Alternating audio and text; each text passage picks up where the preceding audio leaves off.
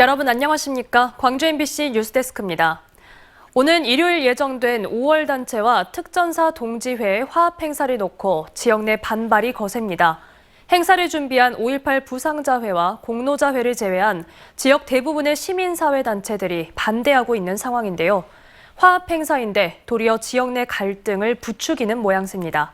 자세한 내용 이다현 기자가 전해드립니다. 5월 단체와 특전사 동지회가 계획 중인 대국민 공동선언식과 관련해 오늘도 논란이 이어졌습니다. 광주와 전남 지역에서 활동하는 113개 시민단체는 5.18 민주광장에서 화해를 하기엔 아직 이르다며 한 목소리를 냈습니다. 수많은 범죄 행위들에 대해서 고백도 없는 상태에서 어떻게 용서와 화해가 있을 수 있단 말입니까? 5.18 기념재단 역대 이사장 7명도 선언문을 통해 비판 여론에 힘을 보탰습니다. 집단 발포 명령자, 760명 이상으로 신고된 행불자 등과 관련해 여전히 조사 중이고 절차에 따라 공식 사과와 발표가 이루어져야 한다는 겁니다. 주최 측인 5.18 부상자회와 공로자회는 행사를 추진하겠다는 뜻을 굽히지 않았습니다. 특전사 동지회는 가해자이면서 동시에 피해자인 데다 화해의 계기가 마련되면 추후 진상규명에도 도움이 될 것이란 입장입니다.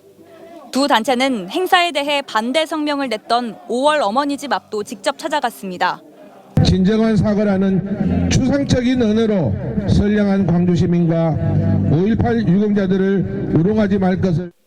하지만 이 자리에서조차 같은 단체 일부 회원들이 동의하지 않는다며 반대 목소리를 내기도 했습니다. 이건 집행부에서 한 거예요. 전 회원이 인정을 해줘야 이게 진실 화해가 되는 거죠. 기존에 검토됐던 검은 베레모 제창을 안 하기로 하는 등 일부 식순이 축소됐지만 행사 자체는 예정대로 열릴 전망입니다. 이 가운데 시민사회단체들은 오는 일요일 민주묘지 앞에서 침묵 시위를 예고했습니다. MBC 뉴스 이다현입니다. 광주 민간공원 특례 사업의 최대 걸림돌이었던 토지 수용 절차가 다음 달이면 모두 끝납니다. 이제 공원을 만들고 아파트를 세우는 사업이 본격화할 예정인데요. 올해 상반기에는 분양도 추진될 걸로 보입니다. 보도에 김영창 기자입니다. 민간공원 특례 사업지 하나인 중앙공원 1지구 면적은 244만여 제곱미터. 대대적인 공원 정비 사업과 함께 2,770여 세대의 아파트 건설 사업을 추진합니다. 9개의 민간공원 중 가장 면적이 크다 보니 사업 초기부터 토지 보상비를 놓고 광주시와 토지 소유주 사이에 갈등이 생기는 등 민간공원 사업 가운데 최대 난관으로 꼽힌 곳이기도 합니다. 진척이 없던 토지 보상은 지난 9일 관련 심의 통과로 토지 소유권이 광주시로 넘어오면서 개발 사업에 탄력을 받게 됐습니다. 두 번째로 큰 중해공원은 토지 보상률이 90%를 넘으면서 사실상 다음 달이면 모든 공원의 토지 보상이 완료됩니다. 중앙과 중해공원 등 전체 민간공원 개발 사업 면적은 780만 제곱미터로 토지 보상비만 무려 1조 2천억 원에 이릅니다. 저희가 10개의 사업지를 추진하고 있는데요. 10개 사업지 중에 9개 공원은 지금 토지 보상이 완료됐고 중해공원은 한 90% 이상 지금 토지 보상이 돼 있는 상태입니다. 한 3월 중에는 다 완료가 될 것으로 예상을 하고 있고요. 후분양인 중앙공원 1지구를 제외한 나머지 민간공원은 올해 상반기까지 행정 절차를 마무리하고 분양을 시작합니다. 민간공원 중 가장 관심이 높은 마륵공원은 당장 다음 달 분양을 앞두고 있습니다. 지난해 가장 먼저 분양을 한 신용공원에 이어 두 번째입니다.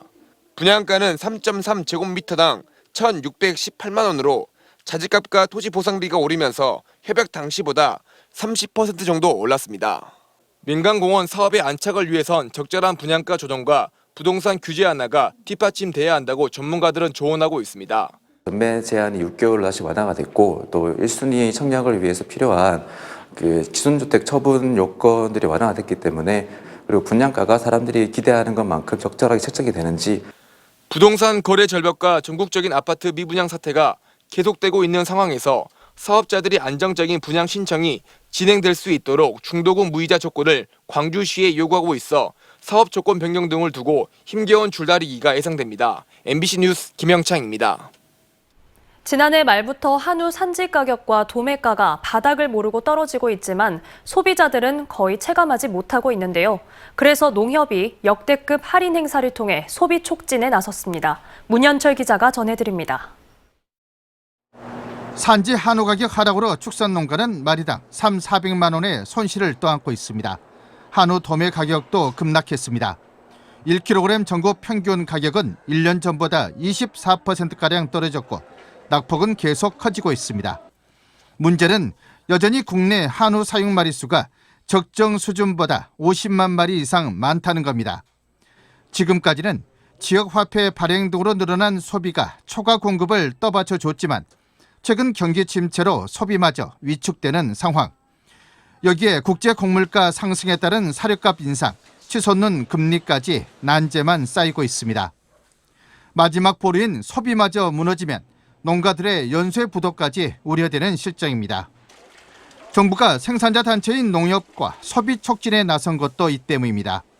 농협 하나로마트를 통해 365일 전국 평균 가격 대비 20% 싸게 팔고 비수기에는 추가 할인 행사도 전개하기로 했습니다. 이를 통해 경쟁사인 대형마트, 온라인몰, 슈퍼마켓, 정육점 등의 한우 소매 가격을 인하를 유도하고 소비자가 한우 가격 할인을 체감할 수 있도록 할 계획입니다.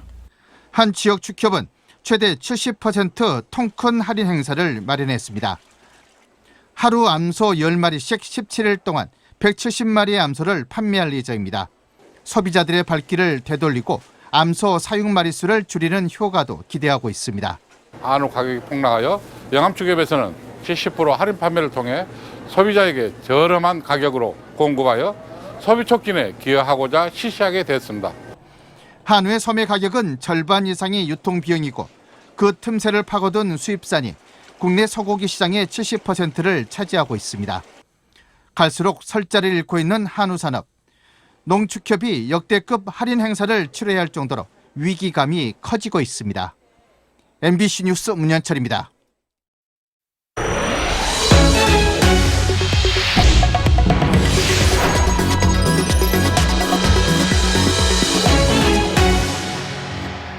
어느덧 겨울이 끝나가고 있습니다. 다가오는 일요일은 날씨가 풀려 봄 기온이 돋는다는 절기 우수인데요. 매화꽃이 핀 곳도 있습니다. 이번 주말 날씨 이다솔 기상캐스터가 전해드립니다. 2월 중순이 넘어가면서 황량하기만 했던 도심 곳곳에 매화꽃이 얼굴을 내밀었습니다.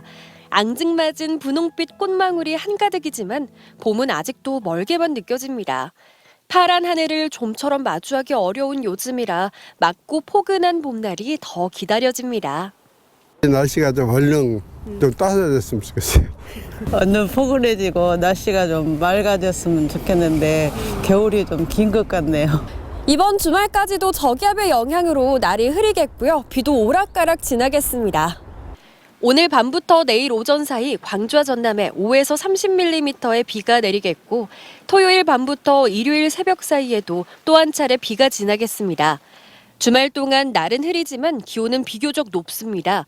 낮 기온은 오늘과 비슷한 가운데 특히 아침 기온은 오늘보다 6도가량 올라 평년 기온을 무려 7, 8도가량 웃돌겠습니다. 일요일은 눈이 녹아 비가 내리고 싹이 튼다는 봄의 두 번째 절기 우수이기도 한데요.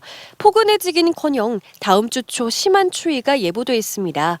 화요일 아침 기온 영하 5도까지 낮아지겠고 추위는 주 후반부터 풀리겠습니다. 아직 겨울 추위가 남아있는 가운데 기온 변화마저 심합니다. 이런 때일수록 날씨 정보 확인 잘 하시고 알맞은 옷차림으로 감기 걸리지 않도록 조심하시기 바랍니다.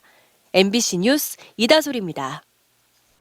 오늘 오후 3시 반쯤 광주 남구 월산동의 한 원룸 신축 공사장에서 3.5톤 사다리차가 왼쪽으로 넘어져 외벽 일부가 손상됐지만 다친 사람은 없었습니다. 광주시 등은 사다리차 지지대가 무게를 이기지 못하고 넘어진 걸로 보고 정확한 원인을 조사하고 있습니다. 전남도가 기준 없는 농사용 전기 위약 단속과 관련해 농민들을 보호할 제도 개선안을 한국전력에 건의했습니다. 전남도는 서면을 통해 저온창고 보관 가능 품목에 김치와 배즙 등 가공품을 추가하고 위약금 부과 대상에서 가정집을 제외하는 등 농사용 전기 제도 개선안을 한국전력에 건의했다고 밝혔습니다.